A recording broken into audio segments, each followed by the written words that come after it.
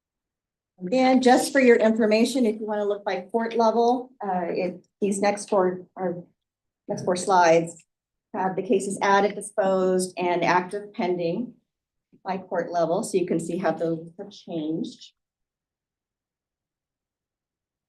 We go to the district.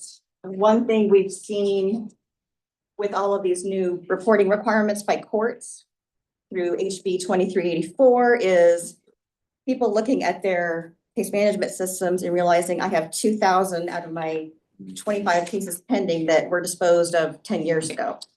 So even though you see this added and disposed, you're seeing all this data correction here to the pending case numbers, cases that have been reported pending, but have never been closed in the system.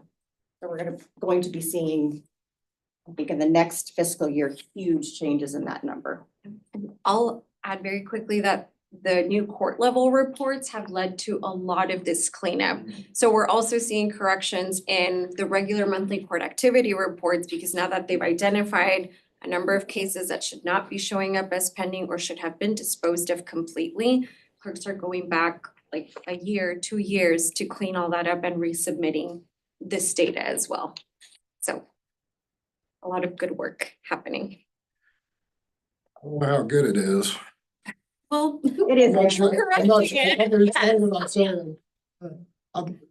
I'm not sure I would vote for 2384 again as a practicing attorney, because all my judges are retaliating against me and they're de-wopping all my cases. That's exactly right. I have been filing motions to retain for the last month and a half, and I was waiting to get to this meeting to tell you. We've heard a lot of DWAP dockets are coming. I mean, I'll make it. And so a lot of these cases that we're hearing about are 10, 20 years old. Those need to be DWAP. But there are a lot of games going on. I think though the unintended consequences that none of us calculated perhaps at the time is it now judges have an eye on this. And in the past, it was just their court administrator or just a clerk. And I think that's positive, because now some of the judges are asking this, we've had that on the docket for 10 years, what's going on? So I think that was not something we contemplated at the time, but I think the response has been positive. There's just been a couple of my cases that have not been on the docket for 10 years. And they laugh. I'll go down to the courthouse and they'll look at me, they'll see me coming and they'll start laughing and pointing at me. All right, it's all right. I think too, Representative Smith, that there's that initial reaction of I have to clean up my docket. And so I think over time that once the dockets are cleaned up, that will happen less and less. But we don't have any proof of that, but anecdotally have heard. Oh, it's fine. No, it's all working out. I'm really just joking, but. Yeah, Senator. Earlier, you said earlier that presiding judges were going to hear the report about these data. that's correct. Next week. Now, if they see that there are some courts that have tremendous backlogs, for example, what authority do they have to deal with it? What can they do with the data? So one of our suggestions was, because as we know, the numbers don't paint the whole picture of why a clearance rate might be lower in a court. We've heard a lot about, a lack of court reporters, a lack of space, like if we need to move juries along. We've just heard a lot from judges as to why the numbers may show the way they do. So our process is going to be to identify those below a 90% clearance rate, and then do additional follow-up to have more context that the numbers can't explain. And the judges would consider that to then identify courts that may be in need of additional resources. Senator, the bill 2384 does require the regional presiding judges. So the performance measure is 90%, and any of the courts that are not meeting that 90%, that the regional presiding judges can deploy additional resources to those courts. There was no additional funding attached to the bill for those additional resources, but it could be a visiting judge. It could be requiring or encouraging the judge to take and their staff to take case management or caseflow management training. And so those are some of the things that the regional presiding judges are going to be looking at and identifying what resources are available, or what resource do we need to ask the legislature for to accomplish? No, we didn't include courts of appeal. Is that correct? That's correct. I don't remember the reason for that. Courts of Appeal already have a performance measure statute that's been in effect since 2001. And they do report by court. The district and county courts had the district courts had a performance measure statute, but it was only reported countywide. So 2384 added the county courts to it and mandated reporting by court. District and county courts are the only Probably legislation that you that hear. didn't report by court. I also wonder, how much we need to get into the weeds of looking at exactly what went wrong when. For example, it has been called to my attention because of this legislation and getting ready for, excuse me, for the next legislative session, that there are some cases in which, looking at courts of appeals in particular, people who were defeated at the polls and therefore stopped working. And that the Chief Justice of the Appellate Court has no authority to do anything about it. And so there's some cases that are just pending. And I don't think we're looking at that at all, but I will know. We will know. I will say too, anecdotally, like when the 15th Court of Appeals was coming online, and there was lots of discussions with the courts of appeals on what they should, because on August 31st, the Supreme Court was going to transfer the cases that should be heard by the 15th court that were in the existing 14 courts of appeals to the 15th court. And I know that the 14 appellate courts continue to work those cases over that year. And they were transferred at various stages to the 15th court. So I do know in that instance, when they knew that they weren't going to have those cases and knew that they weren't going to be able to resolve them within that year, they still took briefings on them, had oral arguments, and transferred them to they were transferred to the 15th courts in various stages. Yeah, so. But we need to look at that, see if there's a problem. I'm not sure. I don't know that there is.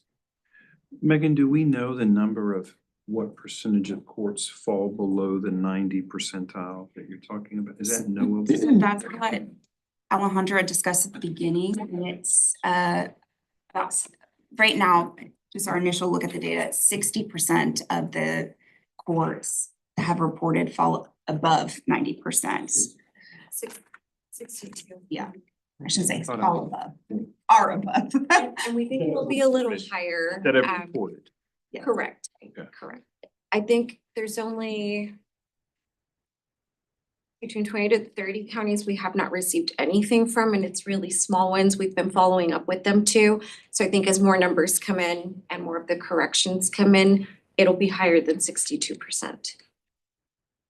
And then there's variables for example, some of the border counties that have Operation Lone Star cases, they are never going, I shouldn't say never, but in the near future are not going to have a clearance rate over 90% because of the volume of cases that they're getting in every month.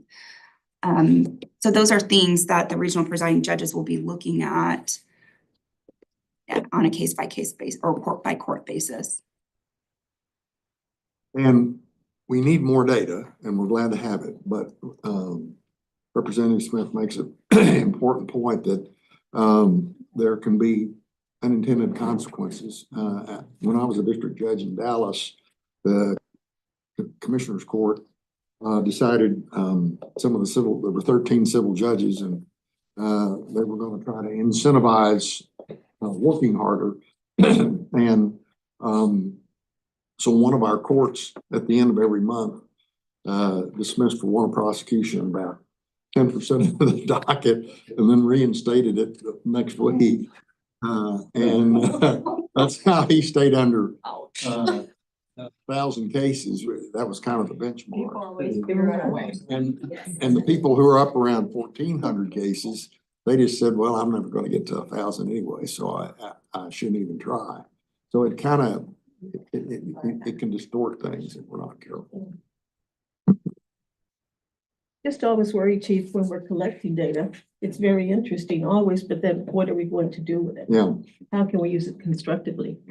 Megan, you said that those Operation Lone Star counties are never going to be at 90%. Are they included in this data? They are, and they're included in the 2384 reports as well. I shouldn't say they will never, just in the near future, it's going to be very difficult for them to have clearance rates above 90% because of the volume that is coming in. They're asking for additional funding because of that situation. And a lot of them are using additional, or visiting judges to try to move those dockets too. But it will skew the overall statewide numbers. So on the report related to traffic, are you looking at adding maybe a factor for electromobility eventually? It's just happening so fast and no one is tracking it. I don't think that we can, because data collection is only the model, and it would only be the model, make and model, if we have that on a citation. I don't think anybody captures anything on the type of vehicle it is, whether it's gas powered or electric. I was just in the Volvo factory and they are producing totally autonomous trucks. But you know, it doesn't mean that they're not going to make mistakes. They also Absolutely. make mistakes. So how are we going to track that? That's a good question. It's interesting. Does a citation get written to? Right. If there's nobody there, that's a great Exactly. question. There's no driver, right? And whose fault is it? They have cameras though, but I mean, I was just thinking about that, how the court system maybe has to look into things like that and Great question. be more proactive. I know the Department of Public Safety has modified their citations twice within, it seems like the last year and a half. That's just the demographics on the drivers. But that's an interesting So question. Colombia, for example, Colombia has adopted a really big project in electromobility. As a matter of fact, they moved 5 million people in electric trains and electric buses. And it's been several accidents and they have a mess there too. They don't know what to do. Whose fault was it? So how do we prepare for something like that? And they're ready to be put on the streets, right? So I saw a fleet of 46. Traffic is criminal though, too. And traffic's criminal as well, so exactly, what do we do with that? Well, like, there's factors, you know, some of these, you said it's probably because of this, the pandemic or whatever. But those factors are very interesting, like the Class C, the traffic, it's probably gone up because the governor has ordered our state troopers to do respite on the border, so they obviously not been, Judge, you've probably seen that, not locally within the Absolutely. I know community. So Mr. now, Bell has brought that up so now before, we've too. reeled them back into our local communities, but that's a factor that if we don't know that for the Absolutely. data that's being presented. We've seen a large rise in ordinance violations, which again is a behavior, right? Because usually it's, and assaults and. And judicially speaking, you're not gonna be, I mean, there's a liability and this companies are gonna have insurances and all that, but it's gonna be corporations instead of individuals. I think as it progresses forward, the legislature, of course, will get involved. And then probably what'll happen is when they pass their statutes, we'll end up with special case types that flow from that. And then they'll start tracking those special case types. Because So I think the starting point is gonna be. And I don't know what the breakdown is, and let's just talk about citations, Class C citations in general. Okay. I don't know what the breakdown is in terms of the distribution of the funds from those fines to the state and to the local entity, okay? But in 2019, we passed some fairly draconian limits on municipalities and school districts as to how much they can increase their budgets by, okay? And with regard to the municipalities, I wonder how much of this is driven by their desire to increase their funds. Because we put, I think, was a 3.5%, 2.5%. I know it's complicated, but in House Bill 3 and SB 2. So I think it'd be interesting to look into that. You can look into that. About 63% is kept locally. Are they writing more tickets to make up the difference? Good question. Thank you. That's all I have. We'll turn it over to Megan. The last slide. want to talk about positive stats. We put together just a few stats for Chief Justice Hecht and Presiding Judge Keller on their time on the council as well as on the court. So you can see for Chief Justice Hecht, just through fiscal year 2024. So I think this number is a little bit off because I think you've had some since September, but 802 opinions authored in his time in the court, and Judge Keller, almost 2,000, 1,969 opinions since her time in the Court of Criminal Appeals. The number of judges and justices that they have served with, Chief Justice Hecht, 41 on the Supreme Court, and Presiding Judge Keller, 25 in the Court of Criminal Appeals. And then the number of courts created, and this number is since they were chair and vice chair of the Judicial Council. So Chief Justice Hecht became the chair of the Judicial Council in 2013. 77 new courts created. You can see 47 at the district level, 22 county courts at law, 6 probate courts, 1 appellate court, and 1 business court. And then Judge Keller, since she was the vice chair in 2001 of the Judicial Council, 162 courts created. District 87, a county court at law 65, and then probate 8, and an appellate with the 15th court 1, and the business court this year. So very impressive stats.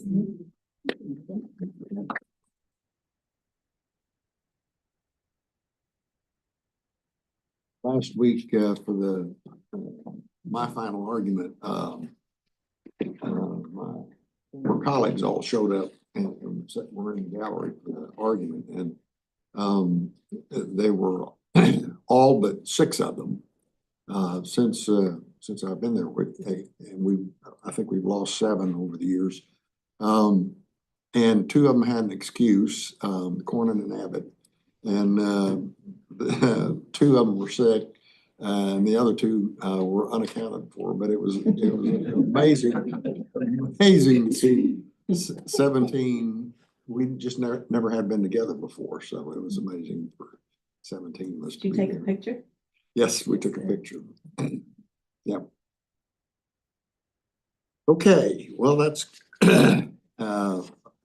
always interesting to see see what the courts are doing and how it keeps changing and trying to understand why. You know, when COVID first hit and misdemeanors went down so much, we thought it was because police weren't handing out tickets. And then some of those car wreck cases were going down. We actually investigated with insurance companies, and claims were going down so that actually people were driving less. I mean, that's kind of what we thought, but there was confirmation that claims were going down. So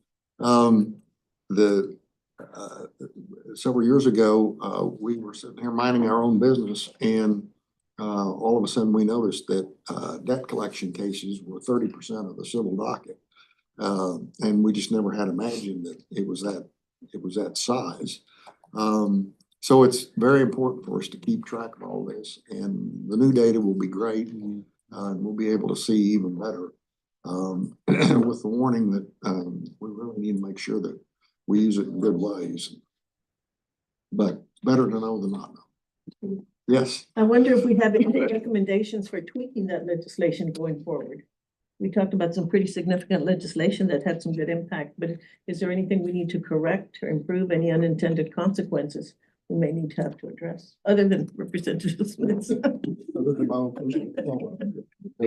Well, we should think about it, and get the presiding judges to help us if there are things that need to be adjusted, you know.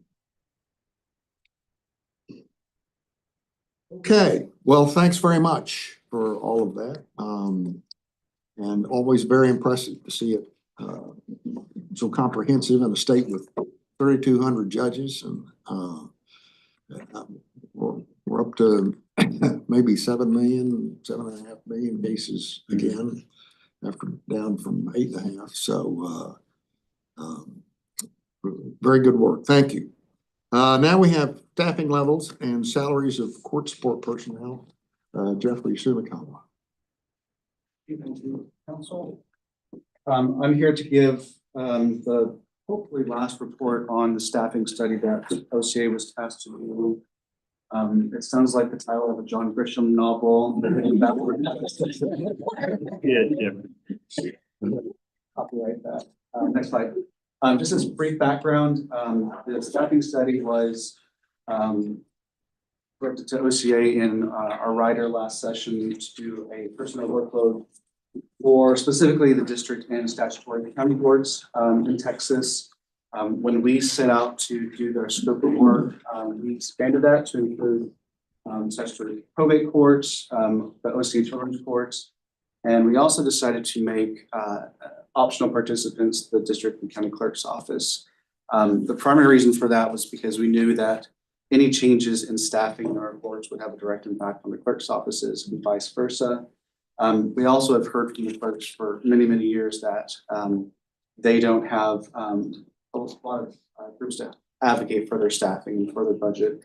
And we work so closely with the clerk's offices. It was a no-brainer to include them in the study. For the probate courts, we heard a lot of feedback from the probate courts when we did the judicial workload study last year about their staffing needs and formulas to help determine what type of staff and how many staff that they need. So we included them. The report should probably be in my inbox, a final report this afternoon. We've been working quite a long time on that, and it's due to the legislature by January 1st. Next slide. The objectives for the staffing study, first is to just develop a database of the number of staff in 2023 working across the courts. Nothing like this has existed in Texas. Nothing like this has been done before. So that was a big ask for the staffing study. We were also asked to get feedback from staff, from judges, from anyone working in the courts about any challenges that they have in terms of recruitment, retention, hiring, and whatever challenges they encounter for their operational needs. We were also asked to develop or to have a formula or a tool developed to help determine staffing needs. So for the judicial workload study that we contracted with the National Center with, we were given a formula to help determine judicial workload needs. So for this, we were asked to develop something very similar.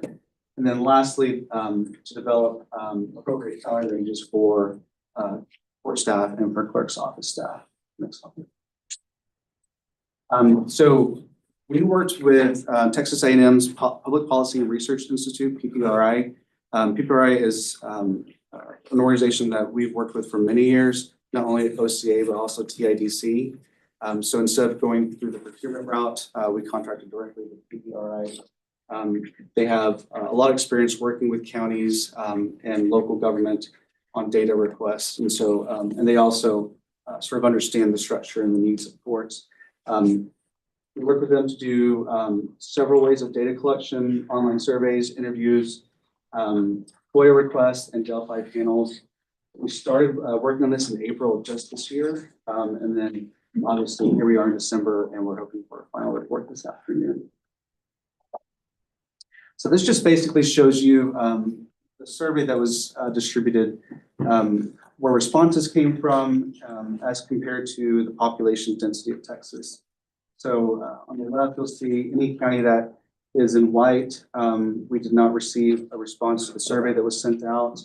And then you'll see some ones and twos percolating throughout the state. Harris County, we had 80 respondents. We sent out the survey to about 1,300 individuals. This included all of the district and county judges, as well as the district and county clerks. We also included a variety of court administrators and court managers. We were targeting basically the decision makers and the hiring managers for the courts and the counties. That varies vastly depending on which county you're talking about. In our smaller courts, judges are typically those decision makers. In bigger courts, such as Harris, that can be very different or who makes those hiring decisions. So we did encourage them to pass the link along to the appropriate person. Out of 1,300 surveys, we had a total of 335 that were completed across the state. It's a 27% response rate, and if you know surveys, 27% is a really good response rate. So we were pretty happy with that. We kept the survey open for about 6 weeks, just to make sure we got as much feedback as we could. Next slide. We asked for people to identify their role for who responded to the survey. Our elected district and county clerks were very excited to participate in the survey. So they were our most highest respondents. Judges also participated quite a bit. In the other category, somehow the survey went to maybe bailiffs, probation staff, IT. We just weren't really in control of who was receiving the survey. But we felt like in terms of types of roles that responded, we got a good swath of who works in our courts. Next slide. So in terms of the database of court personnel that we were required to collect, PPRI decided the best methodology of collecting that was through FOIA request. Counties vary widely on how they collect this data and how they provide this data. So PPRI came with a standardized FOIA request asking for names, titles, salaries, email addresses, open positions, associate judges over the last 3 fiscal years. All 254 requests were made, and after quite a bit of time and a lot of follow-up, we only received data from 181 counties. So those remaining counties that did not provide data, either no response was made to us or PPRI, even with subsequent follow-ups. Some responses were that they didn't have the data in that format, and because it's a FOIA request, they're not required to create a new data set. But we even made multiple attempts to use online public request tools, as well as just asking if there were different people within the county we should request the information. So you'll see on the right, the shaded counties are the ones that responded and received information. We received information. There were a few counties that we received information, but the format that was provided to us was not usable for the study. And then the counties in white were those that did not respond to the FOIA request. Next slide. For the virtual interviews that were conducted in the Delphi panels, there were 36 interviews that were conducted all across judges, clerks, and then court staff. And then 2 Delphi panels were conducted to review some of the data and the tools. Because of the differing needs between the two, we split a lot of our work between court personnel and clerk's office personnel. The way it was conducted, we split the state into 5 stratums. The first stratum, the one in the light blue, was mainly the urban areas, so a population of 250,000 or more. And then the other areas were more based on judicial regions. And that was just a better way of collecting and organizing data. Overall, in terms of high-level conclusions for surveys and their interviews, feedback from we thought that was staff in their courts and our clerk's offices were fairly new. About half of the people that were spoken to or responded to the survey had only been with the clerk's office or the courts for less than 5 years. So it just shows that personnel are turning over pretty quickly in the offices. Not shocking, most people believe that their workload is heavy. About 72% said that their workload was heavy, so not surprising there at all. About half responded that they believe that their existing staff were sufficient. For courts, it was about 45% said that their staff was sufficient, and 40% of clerk's office staff said their staffing was sufficient. And that was specifically from respondents in urban areas. Surprisingly, in rural areas, about 3/4 of court staff said their staffing was not sufficient. And about 60% of clerk staff in rural areas said the staff wasn't sufficient. So not great numbers, but urban areas are more prone to say that they have enough staff to get the work done compared to our rural areas. We'll get into the salaries and benefits a little bit later. Most people reported that the court reporter position was the most difficult position to hire.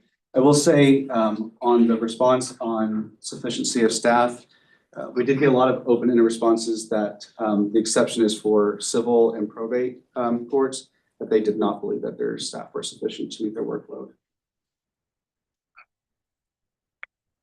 We did get some feedback on what judges or staff felt that they needed in terms of additional support that would make their jobs and their operations easier. Largely, having more staff was the number one request that they felt would be beneficial. An integrated CMS, you know, a lot of our counties have dilapidated CMS systems or might not have one at all. So something that would make their work more efficient. Upgraded technology and computers, improved e-file and docketing, physical space and working conditions, and more training opportunities. For recruitment and retention, we asked overall, how difficult is it to retain staff? So about 45% of people said that it was incredibly difficult or somewhat difficult to retain staff. And that was, if you break it down between courts and clerks, about 55% of our clerk staff said that was true, and about 36% of our court staff said it was true. So the feedback we got that was clerk's office staff were having a more difficult time than court staff to retain. When we met with PPRI, the feedback on the clerk's staff, which clerk's positions have become very technical, and I know Mr. Gimbel's not here, I'm not sure if he's on Zoom, but the clerk's offices will train their staff and they immediately get picked up from somewhere else within the court system because they have this really good technical hands-on skill. It's the best training ground to learn how the court system works. And so especially as clerk duties have increased, that is a problem with their staff being picked off by other areas, and not necessarily just within the judiciary, but also just within county government. We asked about other factors that staff and judges felt was important, specifically on salary, benefits, and location. 3/4 of respondents said that salary was probably the most important thing in terms of recruitment and retention. In terms of benefits, it was in terms of very important, it was only about 42%. And then lastly, in location, only about half of the respondents felt like the location was a big factor in terms of recruitment and retention. This question was about whether or not staff or potential staff were willing to relocate for their positions. Court staff said that 55% said candidates are not willing to relocate. For clerk's office staff, about 67% said they were not willing to relocate. Those stats were very similar if you broke it down into urban and rural areas. That in rural areas, largely about 70% of people said that candidates would not be willing to relocate, as opposed to about half of the candidates for urban areas would be willing to relocate. This feedback on what positions were noted as more difficult to hire, as well as retain. Court reporters came out on top. We all know that that's become an issue. There were a lot of other responses. Again, that was largely bailiffs, probation, IT staff, for the courts that hire their own IT staff, and auditors came up. And then rounding out the top was coordinators, and then our deputy clerks. We asked to give ideas or feedback on the reasons that these positions were difficult to hire. You'll see that the low pay compared to the cost of living was the number one. Get more into that in the next slide. A lack of qualified applicants for the area, and then competition with larger surrounding areas or businesses. Question, what's the average pay for the court reporter? Average pay, it varied. I want to say six figures. Michael, do you remember? It was somewhere, the range of pay across the state varies incredibly widely from anywhere between $50,000 on average to $110,000 to some of our urban court reporters are raking in $200,000 if the data is to be believed. So they are a highly specialized position and they command a pretty high rate, just depending upon where they are and what their demand is. In our final report, we do, in some of the data breakdown, we do present it with some of the data with the court reporters included, and then the same data without the court reporters excluded, because they are throwing off a lot of the averages because of their high rate of pay. So we do break it down just so. What's the level of education expected in that position? I know we didn't ask for that. I know in our current court reporters, it's mostly just licensing. Court reporter school, and then they have to take an exam. No college degree requirement? They have a degree in court reporting, but no. So has anybody thought about a college apprenticeship program for that? Maybe in the local colleges? That's something I know that the court reporter associations are looking at. I know that they've been going out to high schools and talking to high schools to try to recruit, because there is a shortage of court reporters, and that's also what's driving the salary for court reporters. I know that they have also talked to some community colleges about having classes there. So they are getting out and trying to visit high schools and colleges and also to recruit. And this is anecdotally, but when we talk to our courts, particularly in some of the more far-flung regions, they don't want, court reporters notoriously do not want to be on site in places necessarily like Webb or Alpine or one of those things. So they are seeking remote positions, and because they're in such high demand, they're turning down in-person positions when offered. Senator. Which leads into my question. Did you pick up any information or hear anecdotally how many judges and district clerks and other people who work in courthouses believe that we no longer need court reporters, that we have alternatives, we have technology, and we also have remote court reporters available, so they don't need someone on staff. But given the technology today, do we really need court reporters? Did you pick up any information about that? We did not pick up any information. Pardon? We did not pick up any information. I think that might be something to look AI, into. I know makes a historically great they've always reporter. fought, Mhm. you know, Mhm. digital and, you know, because it's a threat to them. What did the courts do when they didn't have a court reporter? How did they cope with that? I've heard that, continuing hearings until they had one, until they could find one. Audio recordings, some of our courts have used, but I think continuances has been one of the big solutions. Instances, resets, a lot of them are transitioning to remote court reporting, but they're asking for guidance from us on that. So I've gotten several calls. Let's give them some guidance. AI. Earlier this week, we had show cause hearing AI, on that will do. reporters on death penalty cases that were over a year late with the records. And they, have pretty good reason, but it was mostly other work. I think we need to look into that. Do we need court reporters, given technology and the availability of instant transcripts? It is, I will say it is a multi-layer issue, because, the judge, typically every judge has their own court reporter, and we've seen with the shortages where that has become a problem. And I know that the different court reporter associations have thoughts. There are several groups that I think are working towards the ability to have more electronic recording. They can do a local order if they can't find a court reporter to do that now. But it is a problem. Up here in the federal magistrate court, there is no court. That's right. It's being recorded. That's right. And there are no court reporters in Kentucky, right? Same with That's right. municipal courts of record, but Mhm. but for appeal to get a court reporter to even put their name, to do the record was very difficult because they hear digital recording and that's, bad. Senator, there are no court reporters in Kentucky, and they did away with him long ago, which seems very strange, but apparently it's doable. Yeah, the federal courts are. The federal courts don't have court reporters. Judge Gravel.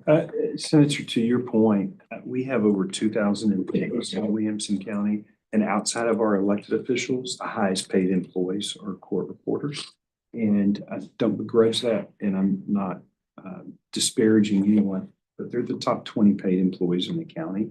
And that does not include, they also in our county have the ability, when they do the transcript work, that's money on the side that can easily exceed $100,000 a year, depending on the activity of the court. And the laws are written so that when they're doing their stuff on the transcripts that they're preparing, that they're getting paid for, they're doing that actually On county time, on county in time. county space, So, on county yeah, equipment.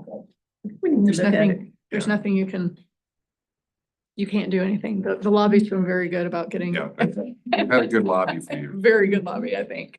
Yeah. Nice, or not. You can say it. Well, I raised this issue 40 years ago with the Supreme Court, and they issued an order that would allow recording of court proceedings. And we mostly did it at the behest of the district judge out in College Station. Delaney. Yeah, Judge Delaney, yeah. Yeah, he did it. Yeah, he sort of couldn't find a court reporter, but I don't think he tried very hard. But then Judge Brister in Houston did it, but we've used that order in a number of counties over the years where there just wasn't anybody. And it's very specific about it doesn't just say go and do it. It's specific about how you have to take care to make sure it works. But it's a very volatile issue with the court reporters and Sure. and I'll be getting phone calls. the legislation over the years has leaned in their favor. It's the 21st century, but you'd think we'd have a better solution to some of these things. But The former president of the Court Reporters Association is a court reporter in my main county. She's wonderful. Where I'm getting de-whopped, by the way, but anyway, that's But yes, she is wonderful. But on a serious note, we're gonna enter into this very expensive time frame in here, and a very uncomfortable time frame where there's the technology has not caught up and the law has not caught up. And the perception is among folks who are entertaining the idea of becoming a court reporter that it's a dying industry. So that's the reason why I'm assuming your application rates down to the schools, right? So there's just gonna be this moment in time before we transition. And I don't know if the answer is to try and incentivize folks to go to be court reporters, understanding that the technology is going to pull the rug out from underneath them. I don't know what the answer is. I have a comment on that. The AI alone will not be a sufficient solution for an AI, for a reporter.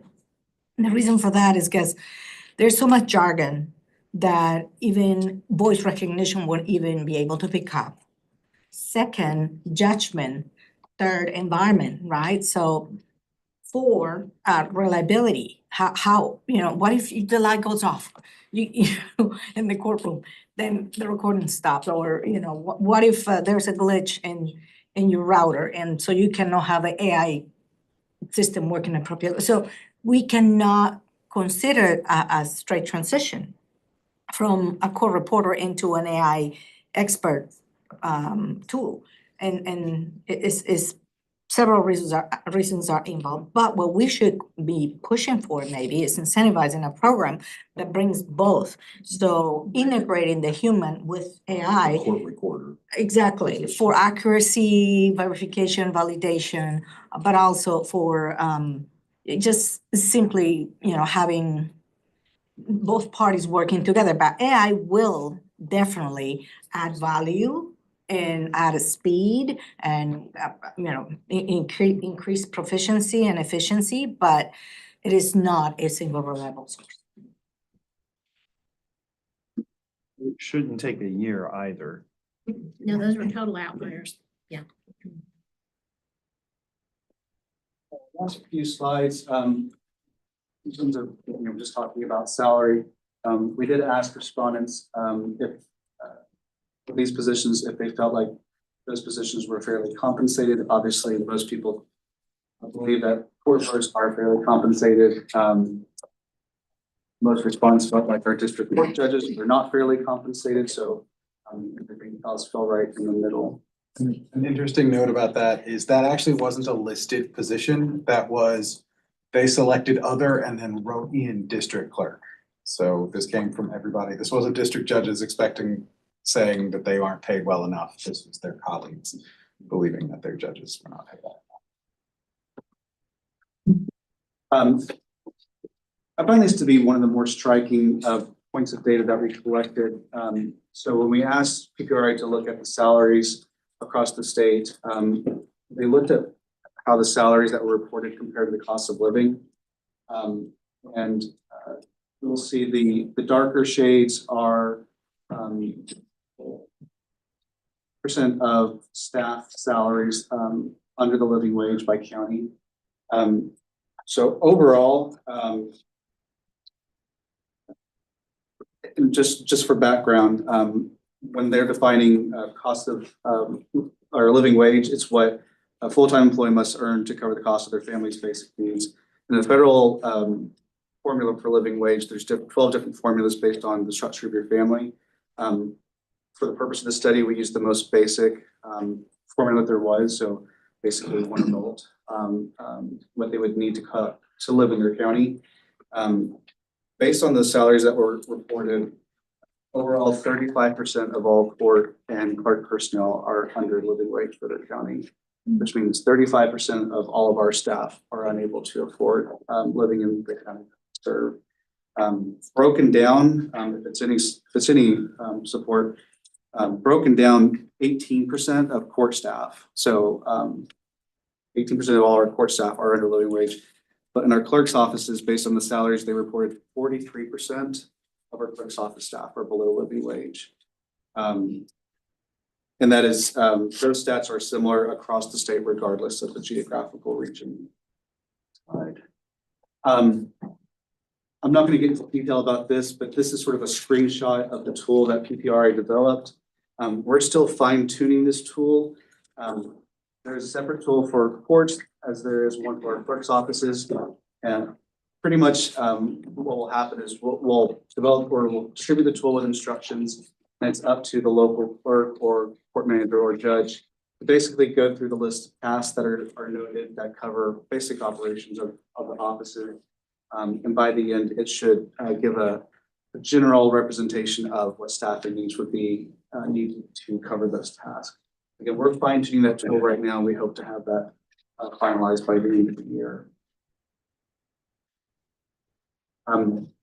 Recommendations, and again, these recommendations are from PPRI, from their ability to OCA, but their first recommendation is obviously to increase salaries for all court personnel and clerk's offices at least to match living wage, and to create a standardized pay scale.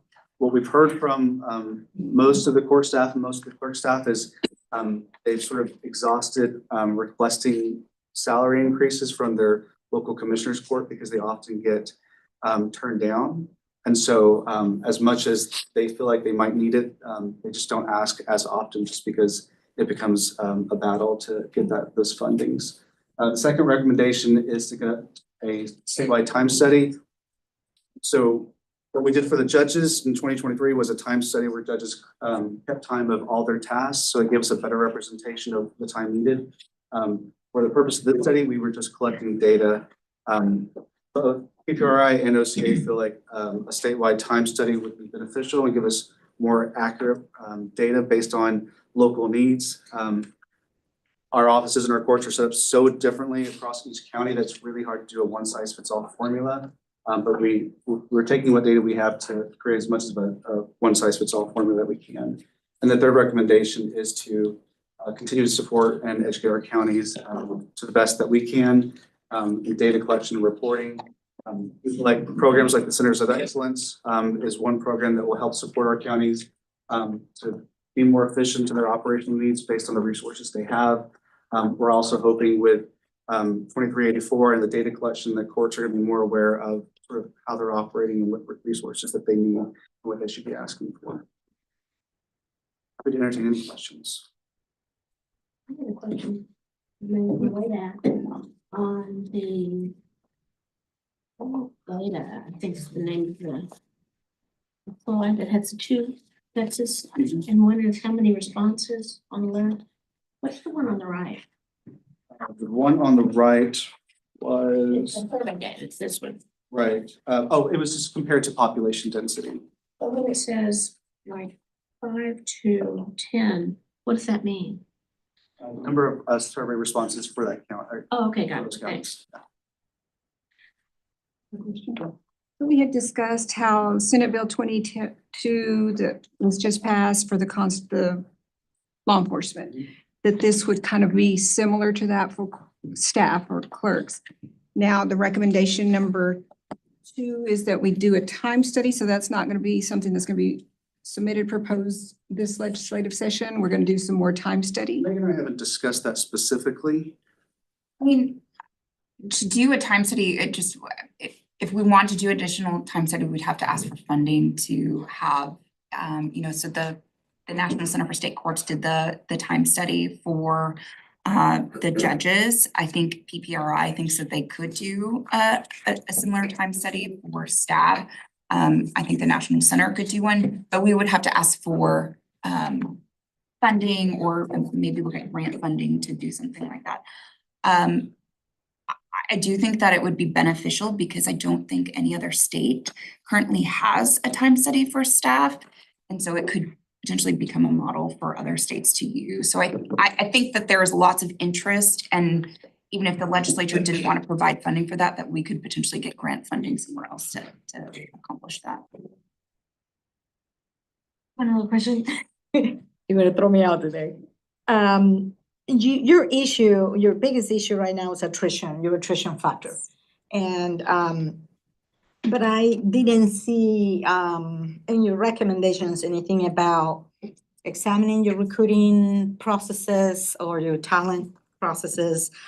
I didn't see anything on leadership training or organizational change management or even work and family balance. Is that something that you will consider? We did, in our interviews, we did ask questions about incentives that counties had. Really didn't have much to offer to increase their retention or attrition.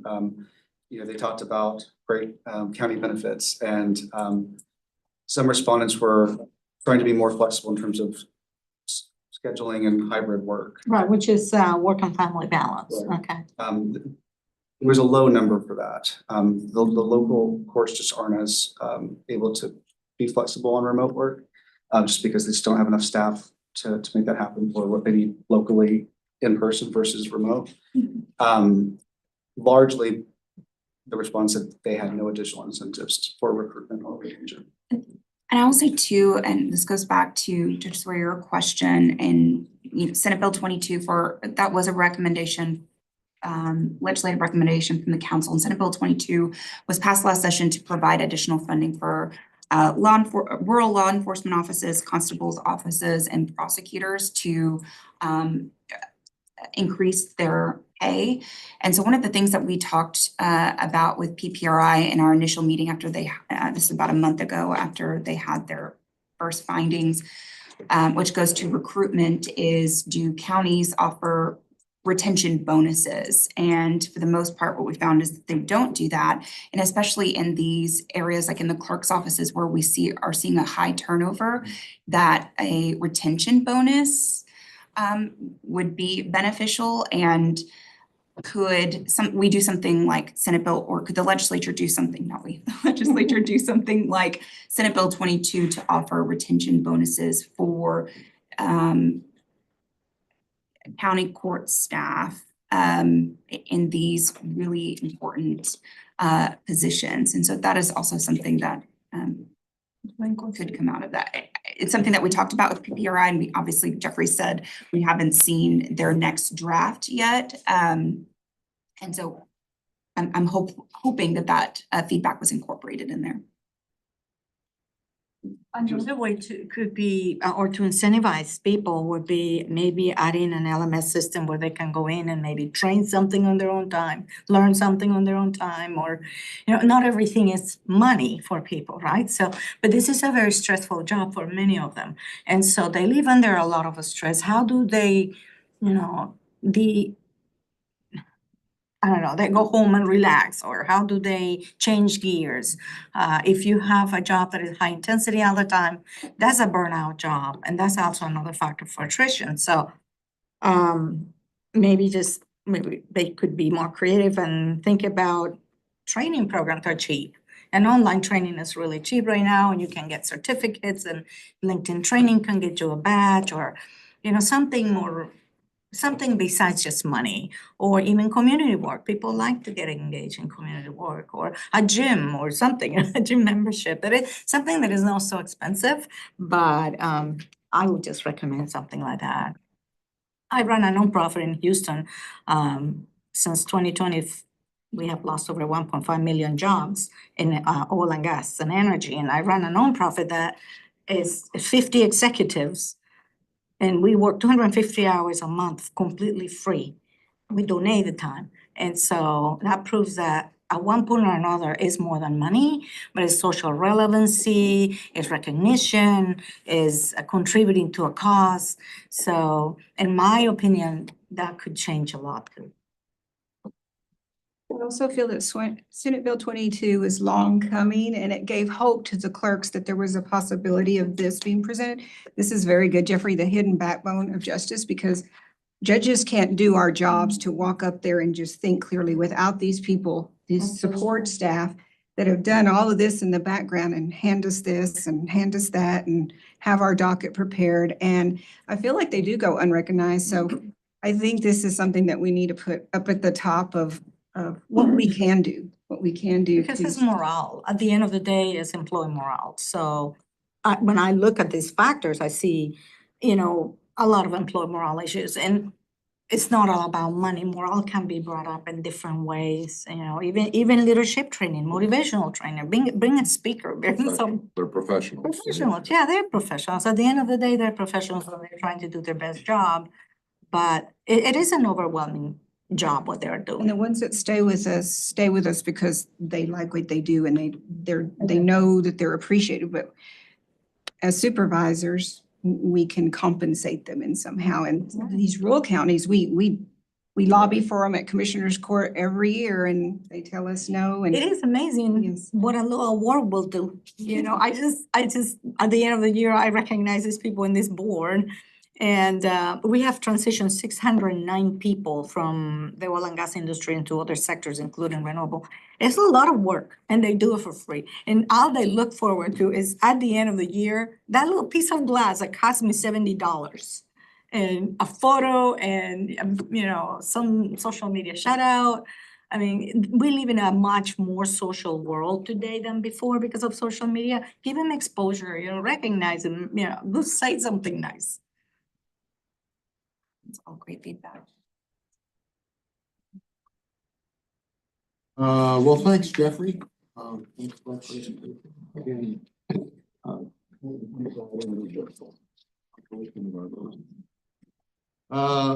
other business? Yes, we do have other business. As you all know, this is Chief Justice Hecht and Judge Keller's last council meeting. They are both retiring at the end of this year here in, what'd you say the other day? Is it 18 days, 19 days left? And Chief Justice Hecht has been our chair of the council since 2013, and Judge Keller has been our chair of the council since 2000, or vice chair of the council since 2001. So we do have some resolutions that I'm going to read, and I know several of the council members want to say a few words, and then we have a couple of small gifts for y'all. So I'm going to read in honor of Chief Justice Nathan L. Hecht. Whereas Chief Justice Nathan L. Hecht began his long and distinguished career in public and judicial service when he clerked for Judge Roger Robb on the U.S. Court of Appeals for the District of Columbia Circuit and served as a lieutenant in the U.S. Navy Reserve Judge Advocate General Corps.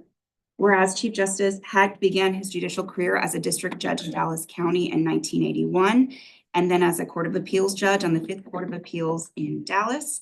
And whereas in 1988, Chief Justice Hecht was elected to the Supreme Court of Texas and served as a justice on the court until September of 2013, when he was appointed to serve as Chief Justice of the court and has served in that position since then.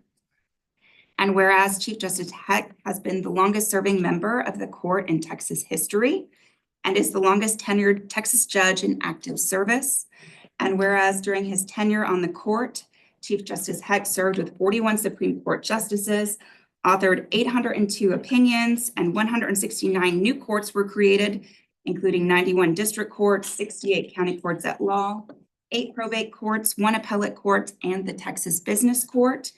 And whereas throughout his service on the court, he has also overseen revisions to the rules of administration, practice, and procedure in Texas courts, and was appointed by the Chief Justice of the United States to the Federal Advisory Committee on Civil Rules.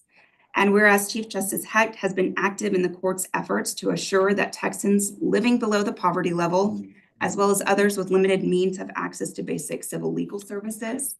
And whereas as chair of the Texas Judicial Council, Chief Justice Hecht has worked tirelessly to improve the state's courts and delivery of justice. And whereas Chief Justice Hecht will be retiring from the court on December 31st, 2024, and his wisdom, leadership, dedication, and inspiration will be missed. And whereas the Texas Judicial Council wishes to recognize Chief Justice Hecht for his invaluable leadership and contributions as both Chief Justice of the Supreme Court of Texas and Chair of the Texas Judicial Council. Now therefore be it resolved that the Texas Judicial Council extends its sincere gratitude for the outstanding service of Chief Justice Hecht and congratulates and wishes him the best of luck in his retirement and future endeavors. Wow.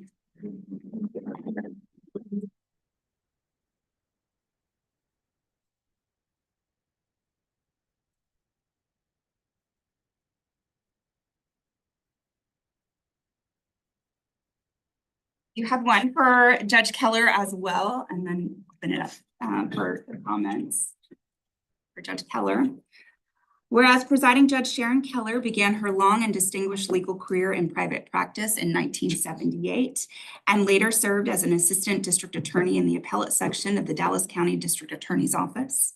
And whereas presiding Judge Keller began her long and distinguished career as a judge when she was elected to the Court of Criminal Appeals in 1994, and whereas in 2000, presiding Judge Keller was elected presiding judge of the Court of Criminal Appeals, the first woman to have held that position and the longest serving presiding judge of the court. And whereas during her tenure on the court, presiding Judge Keller served with 25 of Court of Criminal Appeals judges, authored 1,969 opinions, and 162 new courts were created, including 87 district courts, 65 county courts at law, 8 probate courts, 1 appellate court, and the Texas Business Court. And whereas throughout her service on the court, she has participated in many committees, including the Governor's Criminal Justice Advisory Committee, the Harvard Executive Session on Community Corrections, the Timothy Cole Exoneration Commission, the Judicial Advisory Council to the Community Justice Corrections Division of the Texas Department of Criminal Justice, and the Council of State Governments Justice Center, dedicated to the improvement of the criminal justice system, especially in the areas of probation, mental health, and re-entry from prison to society. And whereas presiding Judge Keller has been the chair of the Texas Indigent Defense Commission since its creation in 2002, and in that role has been a leader in the indigent defense arena. And whereas as vice chair of the Texas Judicial Council, presiding Judge Keller has worked tirelessly to improve the state's courts and delivery of justice. And whereas presiding Judge Keller will be retiring from the court on December 31st, 2024, and her wisdom, leadership, dedication, and inspiration will be missed. And whereas the Texas Judicial Council wishes to recognize Presiding Judge Keller for her exemplary leadership and guidance as presiding judge of the Court of Criminal Appeals, Chair of the Indigent Defense Commission, and Vice Chair of the Texas Judicial Council. Now therefore be it resolved that Texas Judicial Council extends its sincere gratitude to Presiding Judge Keller for her outstanding service and congratulates and wishes her the best of luck in her retirement and future endeavors.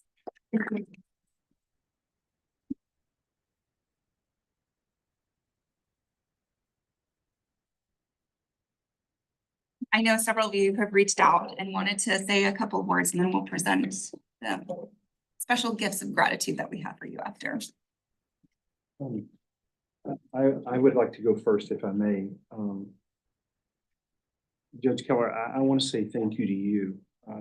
You've been a consistent, steady voice for the people of Texas and the judiciary since I've met you. You are the epitome of silence, but when you speak, it's a thunderous volume. And I want you to know that I'm honored to be appointed to the Texas Indigent Defense Commission. My greatest fear, though, is that I will not serve up to the standard that you've set. And what you've done for indigent defendants in Texas and families, most of them will never know your name, but there will be a day that you stand before God Almighty and he'll remind you of the good that you've done for the least of these in Texas. So thank you so much.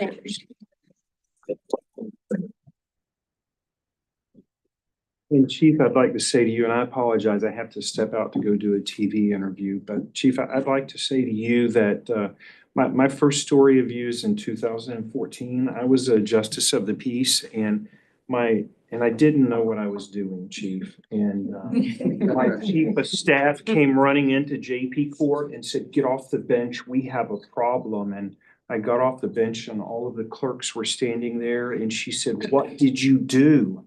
And I said, I don't know what I've done. What did I do?" And she said, "There's a guy in the lobby who has an order from the Chief Justice of the Supreme Court, and he's here to hand deliver it to you." She said, "You're really in trouble." And as Paul Harvey used to say, and the rest of the story is I went out to meet this gentleman and went back in and opened up the order that was delivered from the Supreme Court. And it was an order appointing me to the State Judicial Council. And my staff all clapped and applauded, and I very simply said, "What's the Texas Judicial?" And the reason I bring up that story, and the truth is, for all of us that sit on the council, we're here because of just a few people. Some are elected, the rest of us are appointed, and we will never forget that. Chief, I remember the first time that I served as Justice of the Peace and I asked you about bringing JPs to the Supreme Court to visit.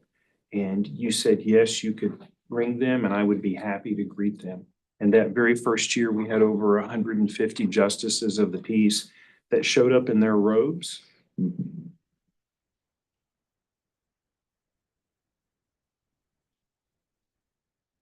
Because the judge took time to greet them.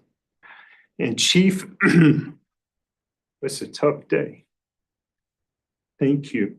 Thank you for caring about your municipal court judges and your JP judges and all the way up. You guys have never forgotten that. And that means so much. I was thinking today in Texas, we've had 180 years of history.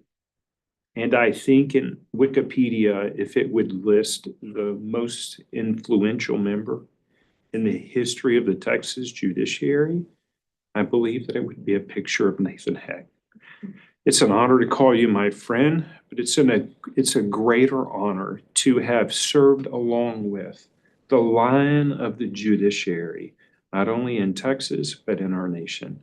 And I want you to know that I love you, that I respect you, and that I'm proud of you, but none of us would be here today unless it was for you and for your leadership. And so on behalf of all of us, thank you for what you've allowed us to do.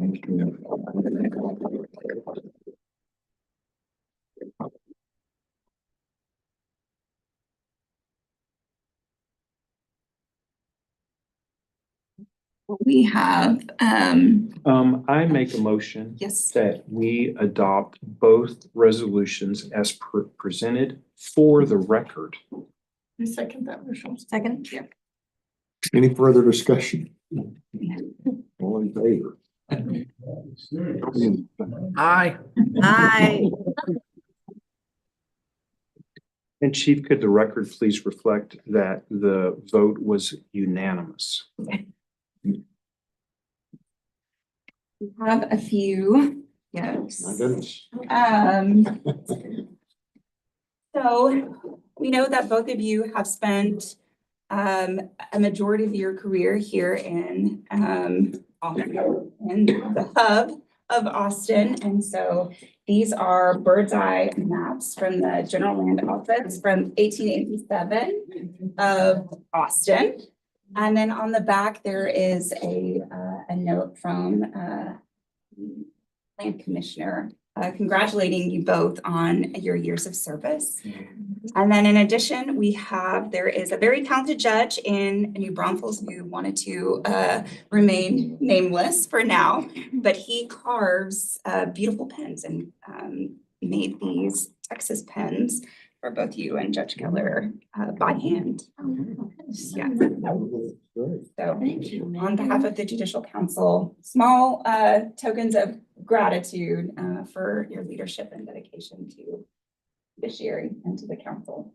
Thank you, Mayor. Thank you. Senator Zaffarini also had it. Now, in the Texas Senate Chief, Yes. we have a rule, and that is that the person who has the most gavels when he or she dies wins the competition.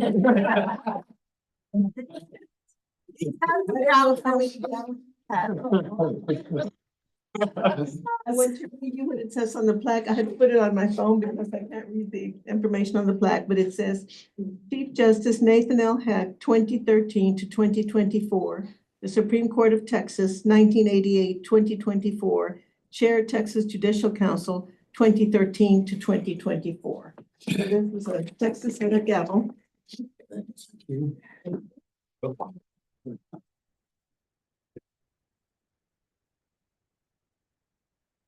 So it's another one for your collection. This is. That was still, so we can take a photo.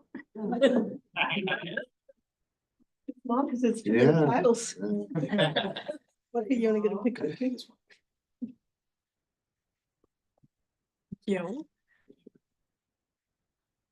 Gotta wait for Jorge. He's gonna get in trouble. Slow. Awesome.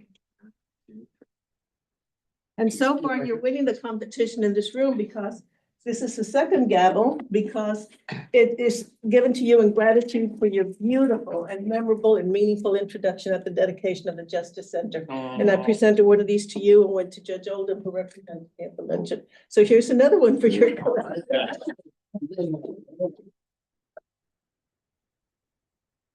Which color this was for you? And let me read what it says, if I can. Let's see. Presiding Judge Sharon Keller, 2001, 4, Texas Court of Criminal Appeals, 1994 to 2024, and Vice Chair, Texas Judicial Council, 2001 to 2024.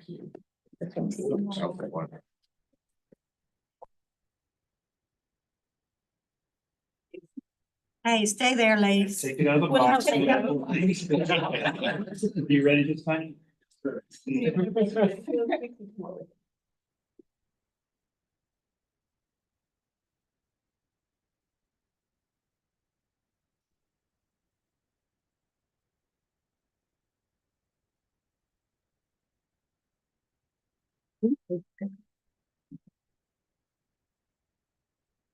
Thank you so much. Thank you. So how many gavels do you have? That's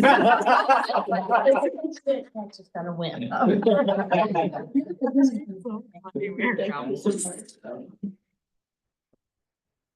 Thanks very much. Megan. That's it. All right. That's it. No more surprises. Reggie. Please, thank you. It's a famous photo of the Texas Scissor Council. Just before we got here. So we'll treasure that. and the gavels. I have a speaker's gavel from the House. But I think these are my first Senate gavels. So thank you very much. And thanks to all of you for your work and dedication. This is volunteer stuff, and I understand that. And some of it's our job for Sharon and me. But for the rest of you, you are agreeable to participate and contribute and make the justice system in Texas and in the country actually a better place. So thanks to all of you. I enjoyed your friendship. I hope I'll be around and just thank you for everything. Thanks.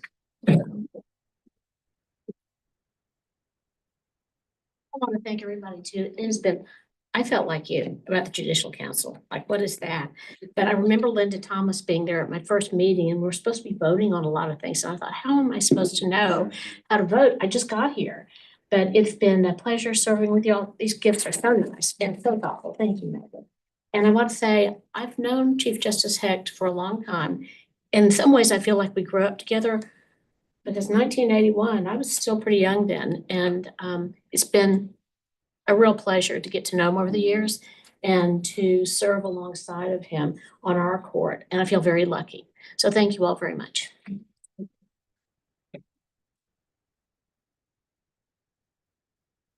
All right, if there's nothing else for the good of the order, we'll stand adjourned. Have a good holiday. Thank you. Hey, how are they all this emotional? Because I don't like to handle that. Beautiful.